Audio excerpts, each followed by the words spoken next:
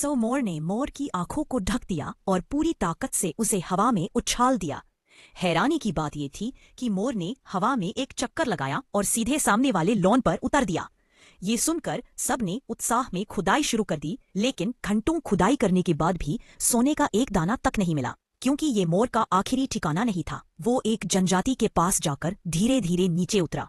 जहां वो उतरा उसके पैरों के नीचे सोने का एक पहाड़ था। ये नजारा एक रेंजर ने देखा और उसने फारन जनजाति में ये खबर भेज दी। सरदार जल्दी ही अपने आदमियों के साथ वहां पहुंचा। जब वो करीब पहुंचे तो सोने के विशाल ढेर को देखकर उनके होश उड़ गए। एक सैनिक उस पहाड़ की ओर दौड़ा, लेकिन तभी घास से दर्जनों कोबरा सांप बाहर निकल आए। उन्होंने न सिर्फ सोने के पहाड़ पर चढ़ने से रोका, बल्कि चारों ओर से घेर भी लिया। सैनिक सांपों को भगाने में लगे थे। तभी एक ताकतवर योद्धा ने सांपों के राजा को शांत मन से पकड़ा। जो सांप उसे काटने की कोशिश कर रहा था, उसका सिर उसने अलग कर दिया और फिर उसके शरीर को मरोड़कर फेंक दिया।